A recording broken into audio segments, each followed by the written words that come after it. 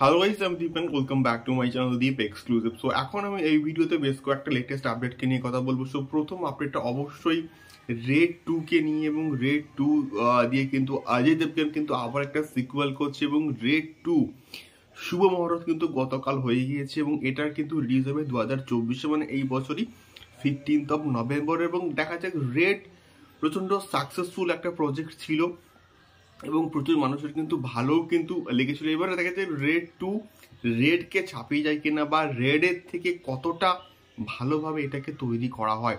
দেখা যাক কেমন হয় রেড 2। এবং অজয় দেবগনের কিন্তু এই বছর অনেকগুলো সিকুয়াল আছে, মানে সিংঘম এগেন বলি, রেড 2 বলি, এগুলো কিন্তু আসছে। এবার দেখা যাক কেমন হয় রেড 2।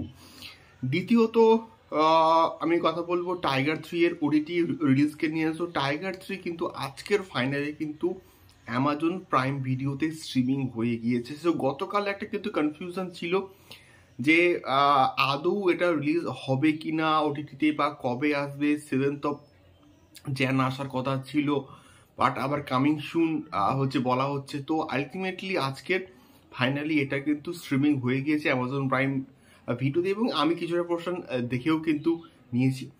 সো তোমরা যারা এখনো অব্দি টাইগার 3 দেখোনি, তারা কিন্তু অবশ্যই অ্যামাজন প্রাইম ভিডিওতে গিয়ে টাইগার 3 এখনই দেখতে পারো।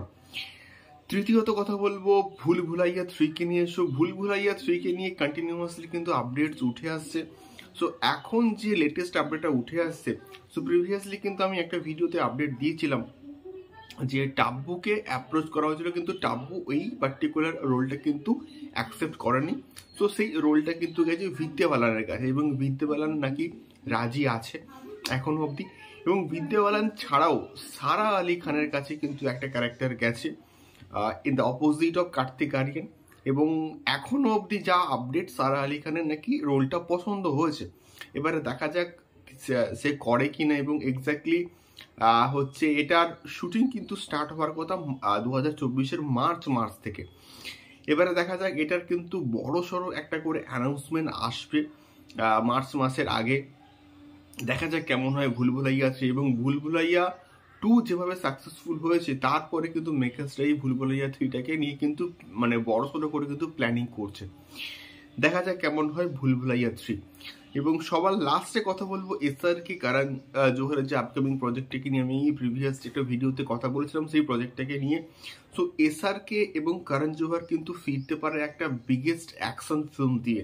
এবং করণ জোহর কিন্তু প্রিভিয়াসলি এরকম অ্যাকশন প্রজেক্ট কিন্তু বানাননি, এবং তার এটা হবে প্রথম অ্যাকশন ফিল্ম। এবং রকি ও রানিকির পরে কিন্তু এটা তার হবে পরবর্তী ছবি। এবং এসআরকেরও নাকি পরবর্তী ছবি এটাও হতে পারে, এটা এমনটাই কিন্তু আপডেট। বাট এসআরকে রিসেন্ট টাইমে জওয়ান করেছে, পাঠান করেছে, এবং ডাঙ্কি অতটাও বক্স অফিসে সাকসেসফুল হয়নি। এবং ডাঙ্কি পুরোপুরি একটা এক্সপেরিমেন্টাল প্রজেক্ট ছিল।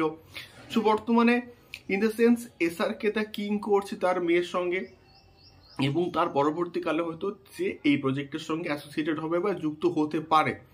এবং এই যে অ্যাকশন ফিল্মের যে আইডিয়াটা এখন কিন্তু প্রাইমারি স্টেজে আছে। এবারে দেখা যাক এটা এক্স্যাক্টলি অ্যানাউন্সমেন্টটা কবে হয়, বা এসআরকে এই মুহূর্তে কোনো রকম অ্যাকশন ফিল্ম বা এক্সপেরিমেন্টাল ফিল্ম কিন্তু করতে চাইছে না। তার কারণটা হচ্ছে ডাঙ্কি অতটা সাকসেসফুল হয়নি বক্স অফিসে, যতটা পাঠান হয়েছে, যতটা জওয়ান হয়েছে। এবারে দেখা যাক এসআরকে কোন দিকে এগোয়।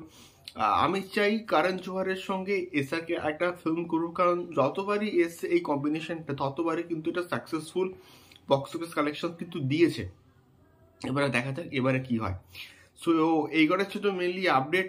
তোমাদের কি মতামত আমাকে অবশ্যই কিন্তু কমেন্ট করে শেয়ার করতে পারো। দেখা হচ্ছে পরবর্তী ভিডিওতে। টাটা।